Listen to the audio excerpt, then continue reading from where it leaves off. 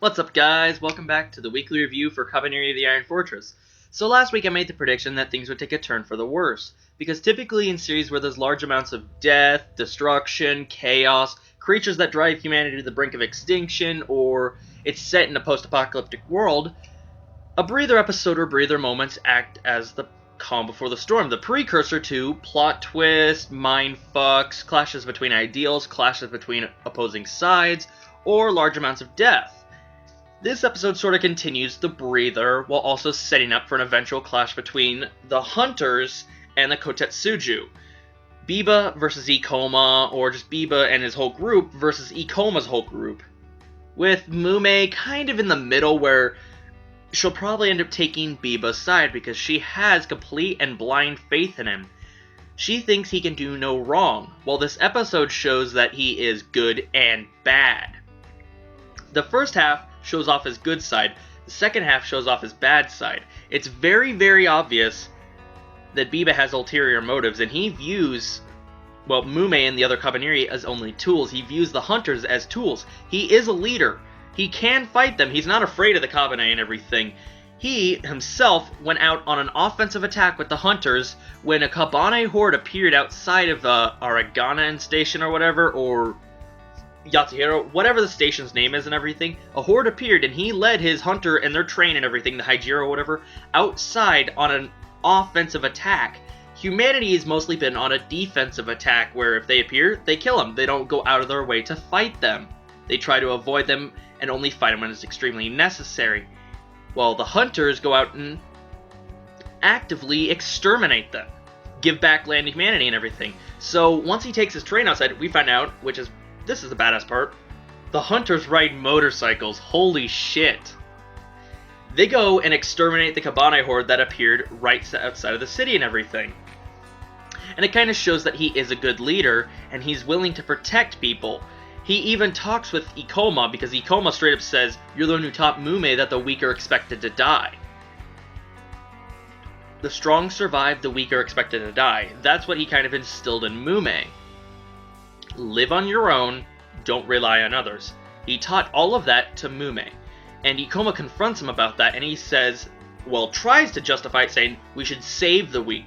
But that kind of doesn't make up for the whole unease and suspicions I have around him. He doesn't seem like he's that happy-go-lucky, good guy who will help an old lady across the street and everything. And that second half kind of confirms that he has ulterior motives. First, he kind of, after the Kotetsujo and Hijiro agree to team up and everything, and they're both going to Kongakaku and everything, so Biba's accompanying them, which kind of gives off the appeal that Biba's their savior. He's going to make sure the Kabane threat is reduced, and they're going to be safe and everything. Mume had a body checkup and everything, and that large bruise over the Kabane heart on her back and everything, we found out is nothing bad, it should be fine and everything. Well, Mume was sent to steal or get the master key from Hayame. Why would he need the master key? So he could take control of both trains. He has control of one, but he needs control of the other. And Mume threatens Ayame because she has complete and blind faith. And Biba even says if Ikoma forces himself in, because Ikoma confronts Mume about it and everything, and the whole how we learn Biba turned Mume into a Kabane. He had the Kabaneri, the operation performed on her. Well, Ikoma turned himself into a Kabaneri. So Mume, as she said, she had never been bitten.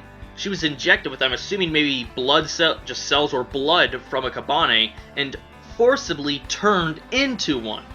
That explains the difference in like the skin color, because it's different processes.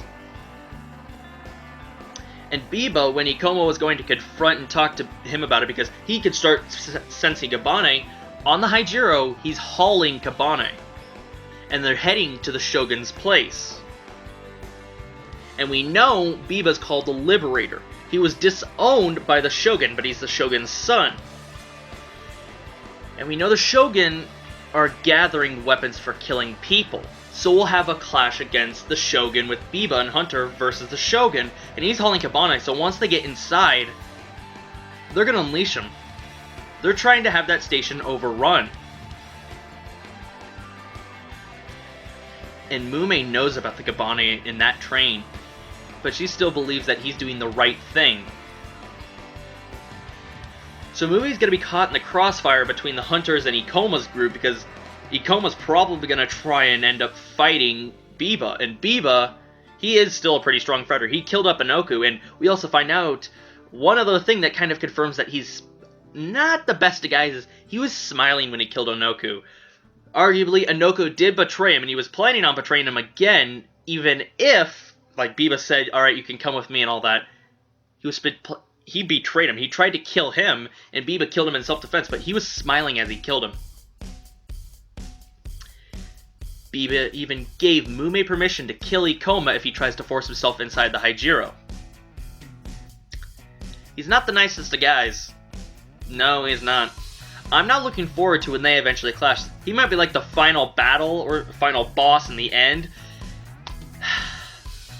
I do kind of hope we do see new Kabaneri types and everything, because we did see maybe a new type in this, where you had one huge Kabaneri with one on top of him, and he was kind of like wearing armor made of other Kabaneri, and he was hitting with another Kabaneri as well, so he was like this armored Kabaneri, which was pretty cool. But back to Biba. I don't trust that fuck. He tries to go for the Master Key, he's hauling Kabaneri, he thinks the weak should die, he treats Kabaneri as tools. Yeah. I'm looking forward and not looking forward to the next couple of episodes of Kabaneri of the Iron Fortress. And Ikoma? Yeah, you're right, he's no hero. He is no hero. People worship him because they don't know. He keeps up this public appearance. He tries to act all good and act as a savior and all that. Oh god, no. If only they knew the half of it.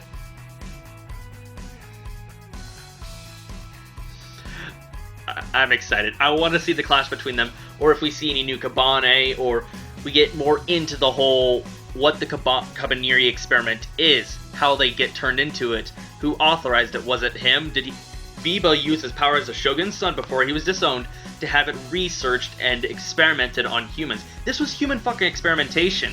So did he abuse his power and have people experimented on until it worked? And that doctor who noticed Ikoma was a stray Kabaneri, is he in on the whole operation and experiments? I'm really curious. So let me know your thoughts in the comments below. What do you think of him? What do you think of his ulterior motives? He probably wants to take control of the train and maybe kick off all the weak fighters. Who knows? He might end up turning Ikoma onto his side. He maybe wants Ikoma on his side because he's a strong Kabaneri and everything, and he fights. And he's definitely going to try and kill the Shogun because the Shogun betrayed him 10 years ago. He left him on the battlefield without any supplies and all that. He kind of left him to die. And he's also been disowned. So, shit's going to go down.